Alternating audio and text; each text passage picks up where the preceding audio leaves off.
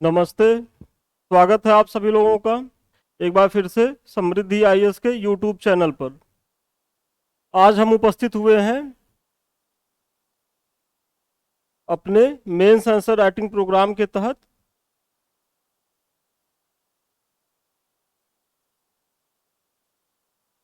जिसमें हमने आपसे कहा था कि हम अ, आधुनिक भारत से अभी शुरुआत कर रहे हैं, लेकिन धीरे धीरे हम विश्व इतिहास, प्राचीन इतिहास और मध्यकाल के प्रत्येक टॉपिक वाइज जो महत्वपूर्ण क्वेश्चन है उसको हम यहाँ डील करेंगे। तो उसके उसी के तहत जो हमारा पहला प्रयास है, जो हमारा ये पहला क्वेश्चन है, हम उसको डील कर रहे हैं। आप लोग देखें इसको।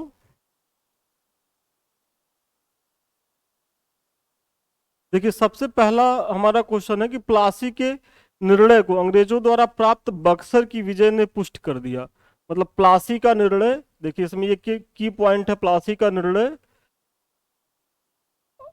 बक्सर की विजय ने पुष्ट कर दिया। टिप्पणी कीजिए। ये क्वेश्चन 2002 में 20 अंक में यूपीएससी द्वारा पूछा गया है। तो आज हम इसी उत्तर का जो है, ये कैसे लिखा जाएगा, किन किन बिंदुओं के माध्यम से उत्तर कंप्लीट होगा, उस पर हम चर्चा करने वाले हैं आप लोगों के साथ।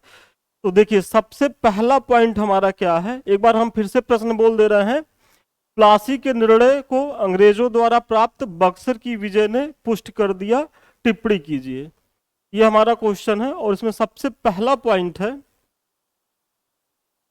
कि जो इसमें जाएगा कि प्लासी के युद्ध का सामान्य परिचय देना है। जब आप शुरुआत करेंगे तो शुरुआत में सबसे आसान यही होता है कि इंट्रो को जितना सहज सरल शब्दों में 20-25 शब्दों में लिख सके, तो उसमें आपको प्लासी का एक परिचय दे दीजिए युद्ध का, कि प्लासी का युद्ध 23 जून 1757 ईस्वी को हुआ था। अब ये जानकारी के लिए मैंने यहाँ ब्रैकेट में लिख दिया कि प्लासी जो है वो पश्चिम बंगाल के नादिया जिले में स्थित एक गांव था। वहीं ये युद्ध हुआ था। कब हुआ था? 23 जून 1757 को। ठीक है। अब इसमें दूसरा दे देंगे कि बंगाल के नवाब सिराजुद्दौला एवं अंग्रेजों के बीच हुए इस युद्ध में नवाब पराजित हुआ एवं मारा गया। मतलब पहले पॉइंट में आपको बताना है कि ये युद्ध कब हुआ था, कहाँ हुआ था।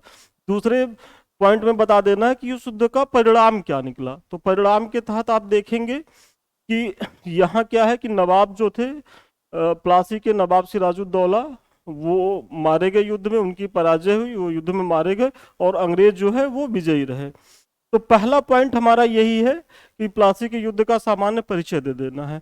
अब दूसरे पॉइंट के तहत हमको आना है।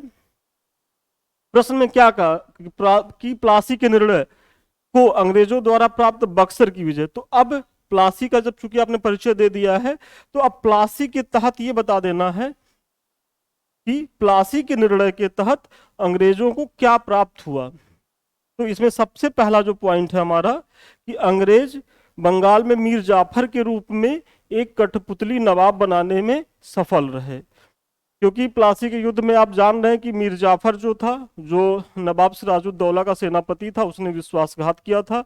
अंग्रेजों से उसने पहले ही एक तरीके से गुप्त संधि कर ली थी।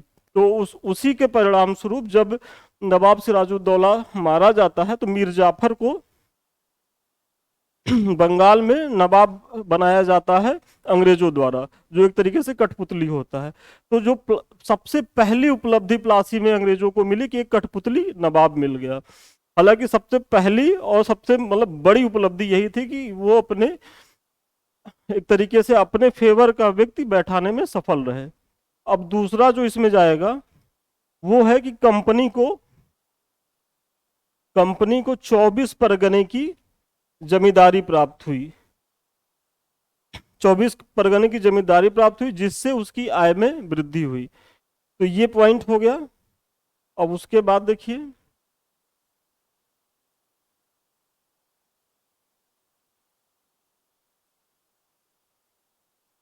अब इसमें तीसरा पॉइंट हमारा क्या है कि पहले में तो वही आप की कठपुतली नवाब बनाने में सफल रहा। दूसरे में 24 परगने की जमींदारी प्राप्त हुई, जिससे उनकी आय में वृद्धि हुई अंग्रेजों के। अब तीसरा पॉइंट है कि ब्रिटिश ईस्ट इंडिया कंपनी अब बंगाल में अपनी शर्तों पर व्यापार कर सकती थी। मतलब जो नवाब थे सिराजुद्दौला, जिनके द्वारा अंग्रेजों पे तमाम रिस्ट्रिक्शंस लगाए गए थे, वो मीर जाफर के बनते ही नवाब खत्म हो गए और अंग्रेजों को वही एक तरीके से मनमानी पूर्ण व्यापार करने की अनुमति प्राप्त हो गई। तो कंपनी अब अपने शर्तों पर व्यापार कर सकती थी। इसलिए उसने क्या किया, दस्तक, ये देखिए, दस्तक का खुलेआम दुरुपयोग किया। दस्तक एक तरीके से परमिट होता था जो नवाब के द्वारा व्यापारियों को दिया जाता था, उसमें अंग्रेजों को भी दिया गया था, लेकिन अब ये दस्तक का दुरुपयोग बड़े पैमाने पर करने लगे थे अपने लाभों के लिए। तो ये हमारा हो गया। फिर हमारा नेक्स्ट पॉइंट इसमें जाएगा कि 1757 ईस्वी के पहले कंपनी को व्यापार के लिए बुलियन, बुलियन जो होता है एक तरीके से सोना चांदी, सोने चांदी के जो सिक्के होते हैं, आज करेंसी प्रचलन में है, उस समय करेंसियां नहीं प्रचलन में होती थी। धातु के जो सिक्के बनाए जाते थे, उन्हीं से जो बड़े बड़े व्यापार होते थे उन्हीं के माध्यम से होते थे, जो बेसिकली सोने और चांदी के बने होते थे। तो प्लासी के पहले क्या था कि कंपनी को व्यापार के लिए बुलियन लाना पड़ता था अपने मातृ देश इंग्लैंड से, लेकिन अब वे बंगाल से प्राप्त होने वाली आय, क्योंकि अभी मैंने पहले ही कहा था कि उनको बंगाल से 24 परगने की जमींदारी प्राप्त हो गई थी। तो उस जो आय, उससे जो रेवेन्यू इनको मिलता था, जो राजस्व मतलब मिलता था, उससे ही अब ये व्यापार करने लगे। तो इससे क्या इम्पैक्ट पड़ा कि इस प्रकार जो है धन का बहिर्गमन, बहिर्गमन मतलब ड्रेन ऑफ वेल्थ की शुरुआत हो गई। अब इसको आप ऐसे समझ सकते हैं कि जब पहले अंग्रेज व्यापारी के तौर पर भारत आए, तो यहाँ की चीजों को खरीदने के लिए वो अपने मातृ देश से सोने चांदी के रूप में बुलियन लाते थे, और इससे कहीं ना कहीं भारत का जो व्यापार था वो सरप्लस स्थिति में था अंग्रेजों की तुलना में, क्योंकि वो यहाँ से चीजें सामान खरीदते थे और ले जा करके वो अपने बाजारों में बेचते थे, उसका ये लाभ कमाते थे, लेकिन भारत की समृद्धि बढ़ रही थी। लेकिन प्लासी के बाद क्या होता है कि प्लासी के बाद इनको चूंकि जमींदारियां प्राप्त होती हैं और उस जमींदारियों से इनको राजस्व मिलता है, तो अब उसी राजस्व से जो संचित इनकी आय होती है, उसी आय से ये अब व्यापार करने लगे। तो एक तरीके से जो धन इंग्लैंड से अपनी मातृ देश से ये लाते थे, वो कहीं न कहीं अब वो रुक गया। तो जो धन की शुरुआत जो आगे चल के दादा भाई नौरोजी और आरसी दत्त जैसे इतिहास, मतलब इतिहासकार तो नहीं कह सकते, समाज सुधारक विचारकों ने जो एक अपना मत व्यक्त किया है धन के बहिर्गमन का सिद्धांत, तो उसकी शुरुआत जो है वो प्लासी से प्रारंभ होती है। तो ये हमारा है कि पहले पॉइंट में प्लासी का सामान्य परिचय दे देना है, दूसरे पॉइंट में प्लासी से अंग्रेजों को क्या प्राप्त हुआ वो बता देना है। अब हम आते हैं प्रश्न के तीसरे पॉइंट में जो हमको देना है। तो तीसरा पॉइंट हमारा क्या है, प्लासी के निर्णय को बक्सर ने कैसे पुष्ट किया। अब प्रश्न में कहा गया है ना कि जो प्लासी के निर्णय को बक्सर ने पुष्ट की, तो हम उसी पे आ रहे हैं कि प्लासी के निर्णय को बक्सर ने कैसे पुष्ट किया। तो इसके तहत हम देखेंगे कि प्लासी का युद्ध न होकर एक भगदड़ मात्र था जिसे धोखे से जीता गया था। इस युद्ध में अंग्रेजों की कोई सैन्य कुशलता नहीं दिखती, लेकिन बक्सर के युद्ध ने पहली बार उत्तर भारत की प्रमुख शक्तियों को बक्सर के युद्ध में पहली बार उत्तर भारत की प्रमुख शक्तियों की पराजय हुई, जिसमें मीर कासिम, बंगाल का पूर्व नवाब शुजाउद्दौला, अवध का नवाब एवं शाह आलम द्वितीय था। जैसा कि आप लोग सभी जानते हैं कि जो प्लासी का युद्ध था वो तो युद्ध भूमि के पहले ही कूटनीतिक तरीके से बिसातें बिछाई गई थी, और वो युद्ध कम एक भगदड़ मात्र था। उसका निर्णय तो बस चंद घंटों में हो गया, जिसमें नवाब सिराजुद्दौला मारा भी गया। लेकिन जो और वहां अगर देखा जाए तो अंग्रेजों की कोई सैन्य कुशलता का विशेष परिचय नहीं मिलता है, क्योंकि वो तो कूटनीतिक तरीके से उस युद्ध को विजित किए थे। लेकिन अगर बक्सर के युद्ध को देखा जाए तो बक्सर के युद्ध में पहली बार क्या हो रहा है कि उत्तर भारत की तीन प्रमुख शक्तियां, बंगाल का पूर्व नवाब स्वयं, दूसरा जो है अवध का नवाब शुजाउद्दौला, और मुगल बादशाह शाह आलम द्वितीय, ये तीनों ही इस युद्ध में पराजित होते हैं। तो ये एक बहुत बड़ा बहुत बड़ी घटना है बक्सर में। अब उसके बाद हम अगले पॉइंट पे जाएंगे।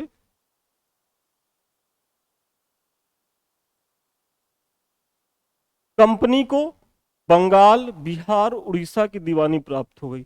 अब सोच सकते हैं कि बंगाल, बिहार और उड़ीसा कितने बड़े भूभाग की दीवानी किसके माध्यम से प्राप्त हो गई, तो बक्सर के माध्यम से कंपनी को बंगाल, बिहार, उड़ीसा की दीवानी प्राप्त हुई। कंपनी को अवध से मुक्त व्यापार की अनुमति मिल गई। अब आप पूछेंगे कि प्लासी युद्ध तो बंगाल को लेकर के हुआ था, अवध से कैसे मिल गया? तो अभी मैंने बताया कि जो बक्सर का युद्ध हुआ था उसमें अंग्रेज के अगेंस्ट में 3 उत्तर भारतीय शक्तियां थी। बंगाल का नवाब जो था, पूर्व नवाब था जो, वो, दूसरा अवध का नवाब शुजाउद्दौला, और तीसरे कौन थे? शाह आलम द्वितीय मुगल सम्राट। तो चूंकि इस युद्ध में सम्मिलित सेनाएं हारी थी, अंग्रेज जीते थे, तो कहीं न कहीं हार जाने के तौर पर अंग्रेज जो है वो अवध से एक संधि करने में सफल रहे, मुक्त व्यापार की अनुमति।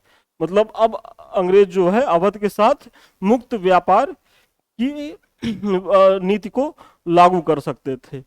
इसके साथ साथ अवध की सुरक्षा के लिए, अवध की सुरक्षा हेतु नवाब के खर्च पर एक अंग्रेजी सेना अवध में रखी गई।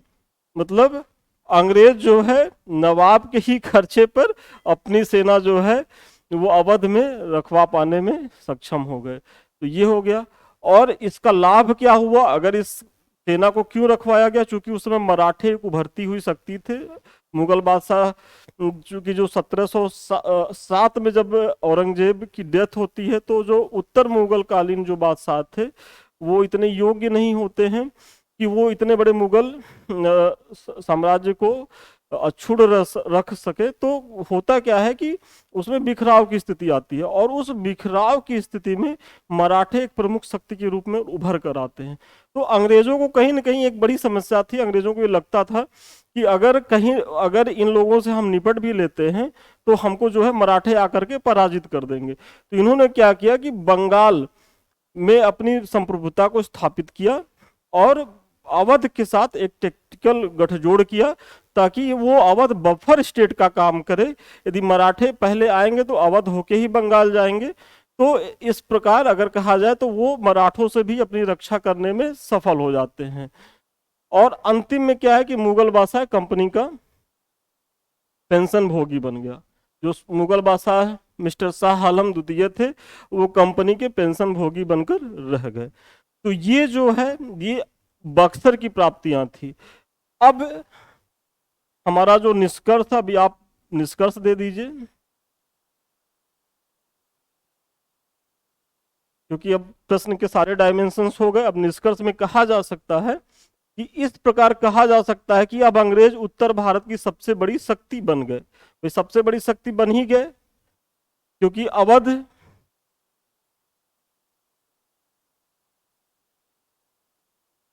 प्लस बंगाल प्लस मुगल बादशाह,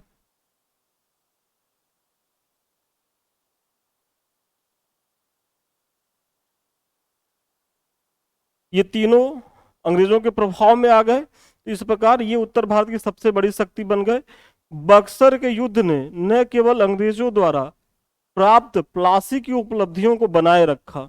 अब देखिए बक्सर के युद्ध, चूंकि प्रश्न में कहा गया है ना कि बक्सर ने पुष्ट की, तो बक्सर ने क्या पुष्ट की कि जो अंग्रेजों को प्लासी से प्राप्त हुआ, अगर वो बक्सर हार जाते, एक मिनट के लिए आप मानिए कि अगर प्लासी के युद्ध के बाद अंग्रेज यदि बक्सर हार जाते, तो क्या उनकी जो आगे की विजय है जिसके माध्यम से धीरे धीरे ये भारत को जीत जाते हैं, क्या ये ऐसा कर सकते थे? नहीं कर सकते। तो बक्सर बेसिकली वो कुंजी का काम किया कि उसने प्लासी से प्राप्त जो सफलताएं थी उसको तो बचाए ही रखा, साथ ही साथ इसने और भी कुछ दे दिया। क्या दे दिया? तो उपलब्धियों को बनाए रखा, जिससे बढ़कर कंपनी को एक ऐसा आधार प्रदान किया जिसके बदौलत वह धीरे धीरे पूरे भारत को जीतने में सफल रही। और यहाँ से प्राप्त लाभों का उपयोग इंग्लैंड की औद्योगिक क्रांति के आरंभिक चरण में भी किया गया। जैसा कि आप जानते हैं कि जब अंग्रेज यहाँ अपने आप को स्थापित कर रहे थे तो वहाँ इंग्लैंड में औद्योगिक क्रांति की शुरुआत हो चुकी थी। और जब भी कभी कोई क्रांति होती है तो उसके लिए बहुत ज़्यादा धन की आवश्यकता होती है, और कहीं न कहीं ब्रिटेन के औद्योगिक क्रांति का जो आरंभिक चरण है उसमें पर्याप्त मात्रा में भारत का धन लगा। और जो हमारा भारत जो सोने की चिड़िया थी, वो उस चिड़िया को लूटने का प्रयास यहीं से प्रारंभ हुआ। तो ये हमारा पूरा उत्तर हो जा रहा है। और ठीक है, तो एक चीज और देख लीजिए आप लोग।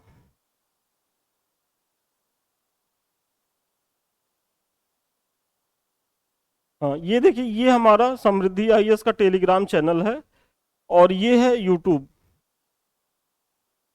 देखिए, टेलीग्राम चैनल को आप लोग जरूर ज्वाइन करिए, टेलीग्राम से जुड़िए। इसमें क्या होगा कि आप लोग जो है अपने उत्तर को लिख करके इसमें भेज सकते हैं। हम सेम डे या एक उसके अगले दिन तक निश्चित तौर पर उसका मूल्यांकन करके आप लोगों को दे भी देंगे।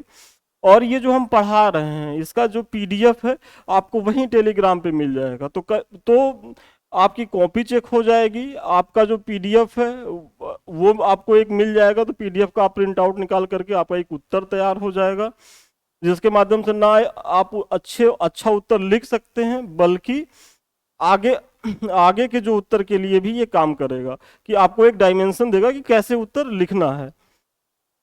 और ये यूट्यूब है, प्लीज़ आप लोग ज्वाइन कीजिए, इसको सब्सक्राइब कीजिए, और मिलते हैं नेक्स्ट वीडियो में। Thank you.